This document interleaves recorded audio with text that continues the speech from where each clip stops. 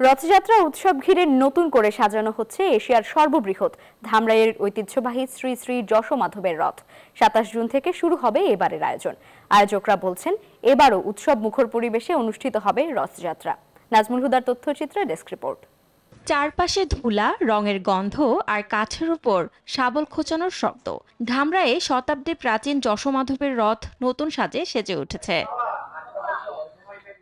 আগামী ২৭ জুন রথযাত্রাকে ঘিরে শেষ মুহূর্তের প্রস্তুতিতে ব্যস্ত কারিগররা। রথের চারপাশে খোদাই করা হয়েছে বিভিন্ন দেবদেবীর প্রতিকৃতি।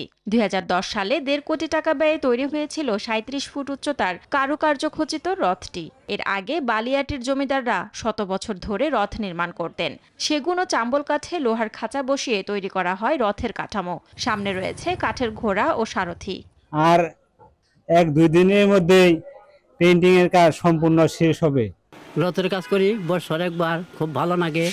শেষ মুহূর্তে যে কিছু লোকশিল্পের কাজ আছে বা লতা পাতা এগুলা আছে, গোলাপ ফুল আছে, এগুলো আমরা ডিজাইন করে থাকি। আয়োজকরা বলছেন এবার উৎসবমুখর পরিবেশে রথযাত্রা অনুষ্ঠিত হবে। এবারও অত্যন্ত আনন্দঘন পরিবেশে আমাদের রথযাত্রা উৎসব আমরা সুন্দরভাবে সম্পন্ন করতে পারবো। Desk report, news 24। বান্ডেল থাকলে প্রতি সেনমানিতে টাকা বাঁচবে। বিকাশ সেনমানি বান্ডেল কিনে জিতুন প্রতি লেনদেনে।